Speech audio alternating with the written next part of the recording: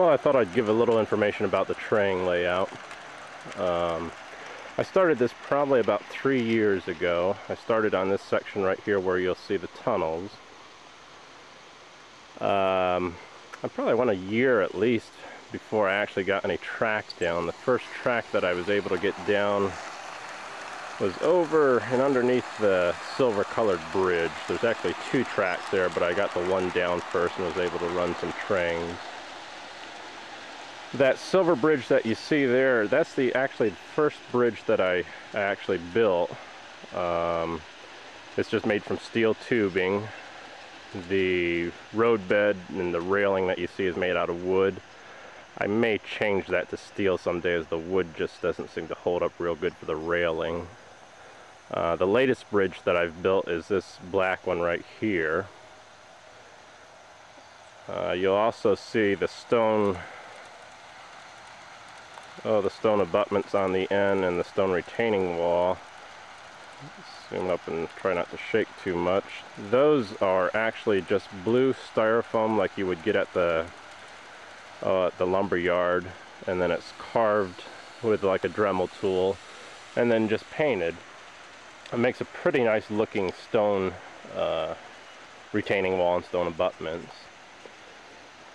The tunnels that I have, there's one tunnel right here that you're going to see that a single train goes through. That's just using the 12-inch plastic culvert pipe. There's also another tunnel on the other side that's the same way. Both of these tunnels are about 10 feet long. The pipe comes in 20-foot length, so I just cut it in half. This other tunnel that you see down here, the one on the upper left that doesn't have a track going into it, that also is the culvert pipe. That is actually curved, and if you get the culvert pipe that doesn't have a liner in it, you can actually bend it fairly easy. The double track tunnel there, that actually is made up of concrete block, and then it has a concrete top on it. It's poured concrete. I'll go ahead and we'll walk around. I guess we might as well take a look at the tracks. These are the tracks going into my basement. It's unfinished right now. Someday I'll try and dress it up a little better there. Okay, here you'll see the trestle. I built that last summer. It's a double track trestle. Just my own design, nothing scale about it at all. For the post, the upright post, I used 1/2 by 1/2. It's actually pressure treated lumber that had been left to dry for at least over a year. Pressure treated is so wet when you get it that if you start cutting it and building anything with it, when it dries out, it will bow every which direction. If you let it dry out first, then cut it, it doesn't bow nearly as bad. Now you will see there's one brace missing there. I think there's another one someplace missing. So you still have some that will bow a little bit, but overall it has really held up well. The road bed I just laid on top. I did cut some small ties going all the ways across, and then I laid the track on top because of the curve, and then I just put some wood down along each side of the track to kind of hold it in place. You will want to actually fasten your track down, and you also want to make sure you have some slip joints on each end, because if that track heats and expands and contracts, it will pop up out if you don't fasten it down and if you don't have an expansion joint. Here's the other side of the tunnel that we were looking at just a little while ago. This tunnel to the right, when that comes out, somehow I'll have some bridges coming around and kind of back in there.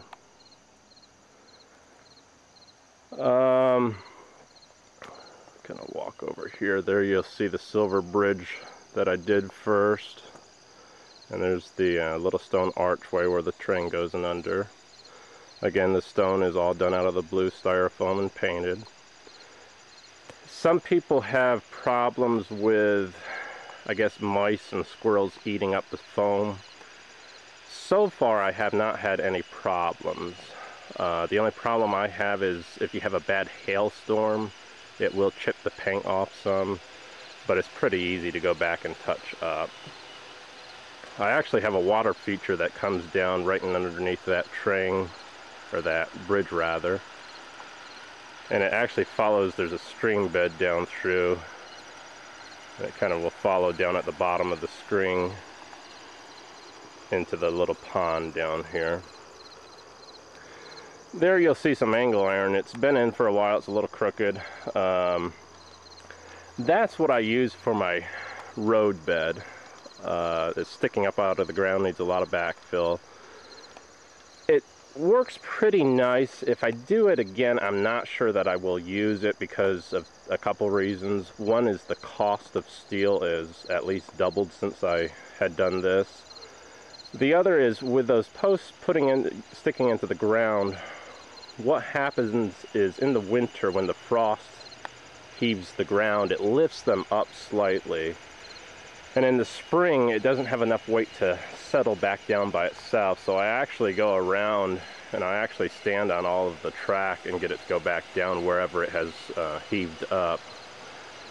If I did it again and was going to use angle iron, I probably would try floating the angle iron on the ground without any posts down into the ground.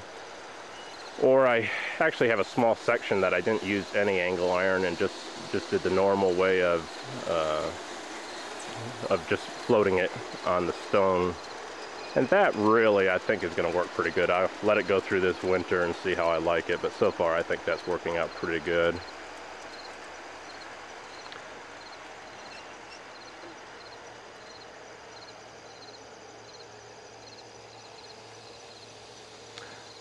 Okay, I think the bridge farther over, you see the green one. The abutments are not finished on it yet on each end. They will also have that stone. The bridge is about 40 feet long total. The arches, I believe, are around 14 feet on each arch. So there's 28, and then the other is just the pieces on the end makes it up to be about 40 feet long. I'll walk down and we'll give you a little better shot of that.